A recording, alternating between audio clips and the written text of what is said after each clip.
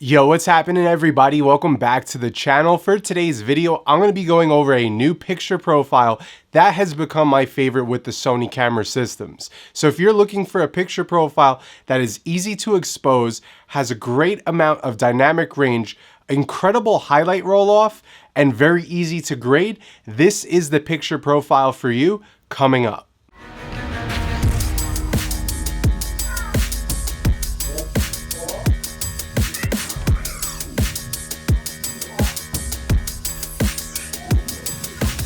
So if you guys haven't already guessed, this picture profile that I'm talking about is the newly popular hybrid log gamma, specifically HLG3.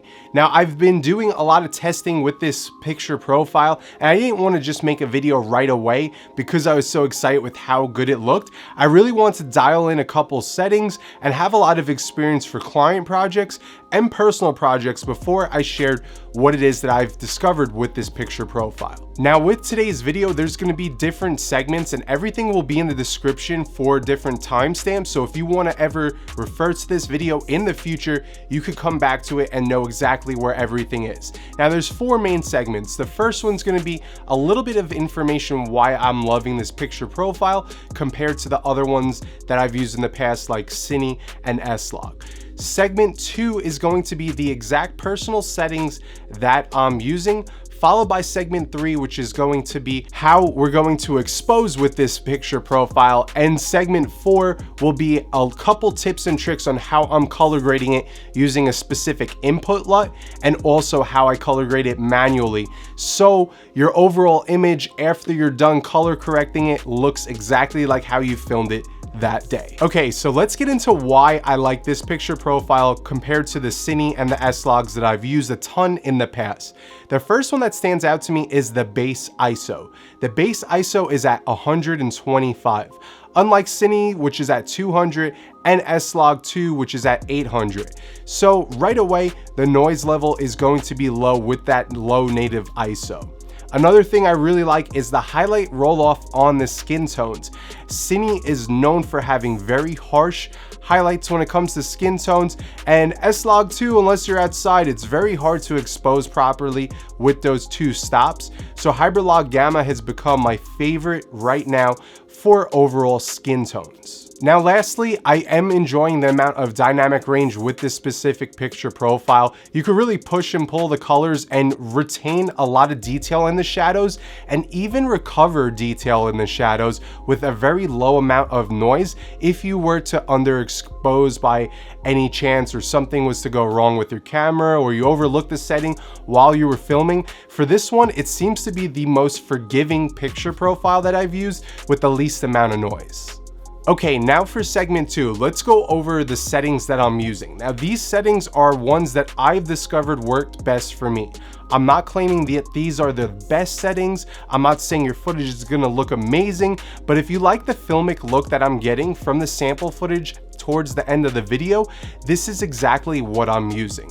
Now some YouTubers claim that you shouldn't be adjusting different settings with this and just use it as is. Others are going into like the color phase and depth and really adjusting everything. Mine's kind of in the middle. There's a couple tweaks, but it's not anything dramatic, and it's getting the overall use, I feel like, out of this specific picture profile. Now I'm going to put up on the screen the settings that I'm using while I read them off to you guys. So right now I have my picture profile 5 set with hybrid log gamma 3. Now my black level is set to +5. I have the black gamma in the middle, the knee point at 100. So we didn't really adjust anything right there. The knee slope +5. We're using color mode BT 2020. And then for the saturation, I'm doing -10. The only other thing I am doing with this picture profile for the detail is -7. So in post, I can add the sharpening because the in-body sharpening can add a little bit of distortion and look a little bit funny. So like most YouTubers, I'm suggesting keeping that at -7. So those are my settings. That's how I'm using it right now for all different types of indoor and outdoor shots. All right, so let's get into segment 3 and talk about how to expose for this picture profile. You do not have to overexpose by 2 stops like S-Log 2. Right now I'm exposing at either 0 or plus 0.03, just slightly over, just making sure I get that shadow detail and exposure set right. So I like to watch my histogram like always with all my picture profiles, and I just want to make sure that the shadows are slightly lifted off that 0 line all the way on the left hand side. So I just make sure I have it set to that, and I'm always keeping an eye on either my false color when I'm filming, or if I'm on my gimbal, my histogram, and just making sure it's saying +0, or it's like right there, give or take, +0.03 I meant to say. You guys get what I'm talking about. Just a little bit overexposed, but don't go crazy like a full stop or even +0.07 over. Just anywhere between 0 and +0.03, and you guys should be fine with this. All right, so now we're gonna get into segment 4, which is going to be how I like to color correct and color grade HLG Gamma 3. Now, with this profile, it has a very filmic look. It has like a warmer, greener tint to it, and that can be corrected in post. Now, it's going to be harder to correct manually because you're going to have to play with the RGB curves, but a cheap input LUT that I'm going to show you guys gets it dialed in with the right amount of contrast and everything once you put it on. All right guys, so we're in Adobe Premiere right now, and like I said, I'm going to show you a couple different easy ways to grade this footage. So I have everything out. I'm in the luminetry color panel right here. I have all my waveforms, and I like editing with adjustment layers. And if I sound raspy, I'm getting over being sick. I swear to God, it's been one thing after another. So we have adjustment layers above our clips. This way we can edit on the adjustment layers and everything's non-destructive. So 9 times out of 10 when I'm working with log footage or hybrid log gamma, we're going to start with a curve, a basic S curve. So we're going to click over here, and this is where all the magic happens. We have the main curve, and then we have our RGB over here. So because if we're looking at the waveforms, I am clipping the highlights a little bit, but that's because of the beanie, not a big deal. We'll recover that in a second. So what we want to do is stretch this lower portion down.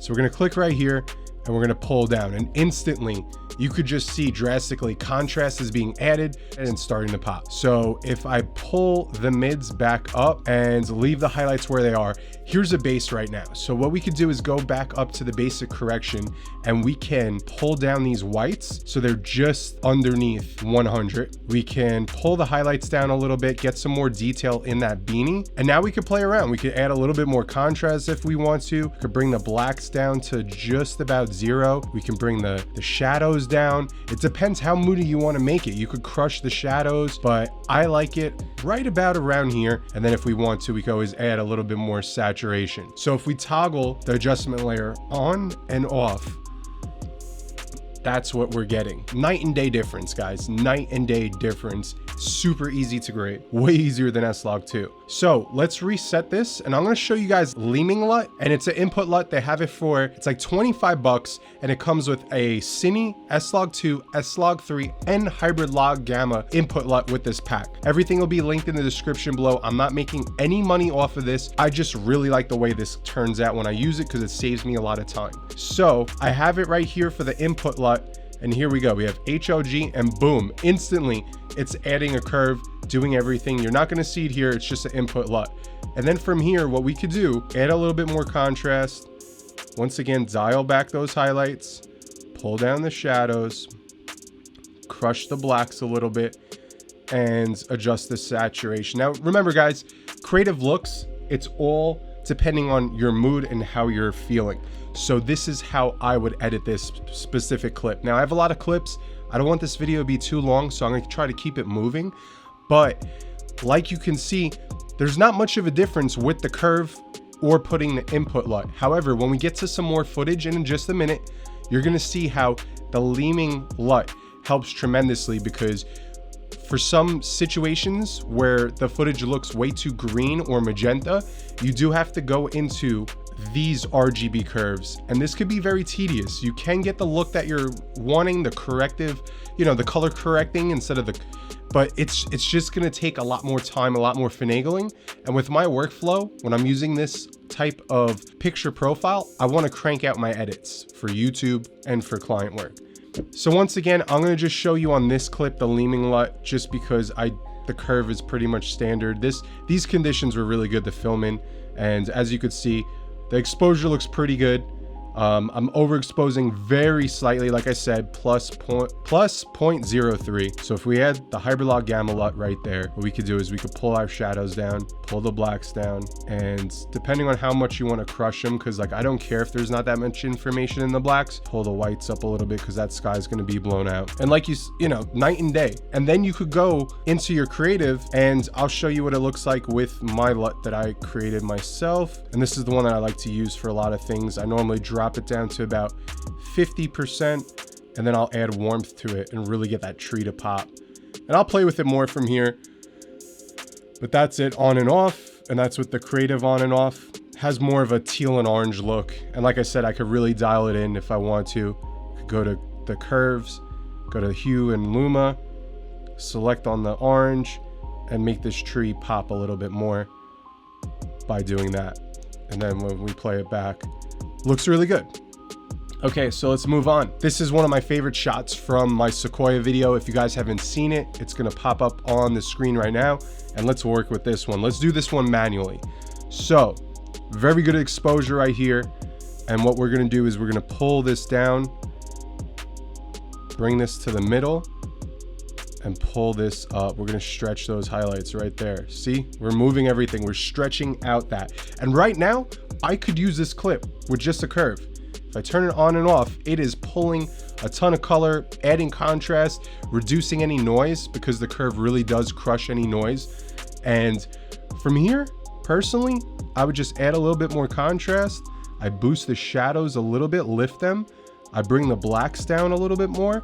And like right now, this is pretty good. Like I could add some saturation to it, go into creative, add a little vibrance. But literally, if I turn this on and off, look at that. Look how good that color comes through. It looks so good. So I was shooting this at ISO, I think it was like 2000 or 3200 indoors. And all right, so I'm gonna show you guys how the input LUT works better than doing the curves. So let's start with the curve real quick. So we're gonna go with the curves, pull it down, pull it up. I'm gonna boost the highlights a little bit more. I'm gonna really stretch that out. I'm gonna go over to the contrast. I'm gonna lift the whites a little bit. I don't care if these lights are blowing out. That's gonna happen. I'd rather have it happen like that. So we're gonna bring the blacks down, bring the shadows a little bit up. And now if we start at the beginning of the clip, look how nicely the highlights are on our face. Everything's rolling off really well. And if I play it back, looks really good. No noise, nothing. Now I want you guys to pay attention now. I do not have any adjustments to my color depth, and I did set my white balance for this shoot. These machines are supposed to be red. Don't get it. It's just the color shift with hybrid log gamma.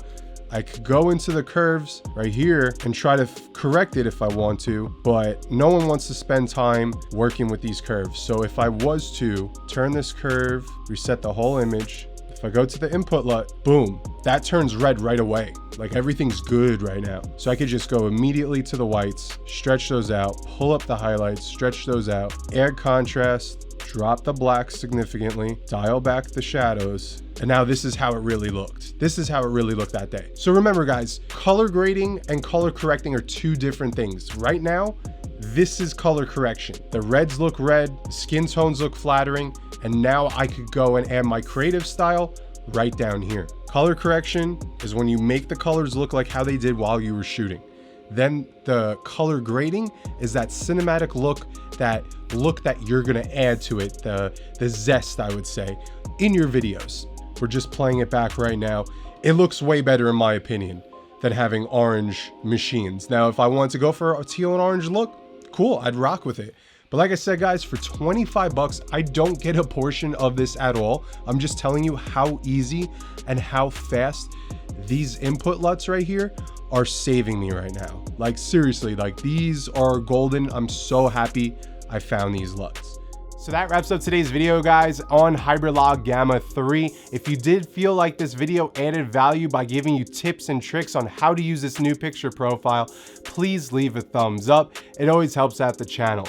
Now in the comments below, let me know what your go-to picture profile is, whether it's Cine, EOS HD, S-Log, hybrid log gamma 3. And for you guys using hybrid log gamma 3, let me know the settings that you guys are really enjoying.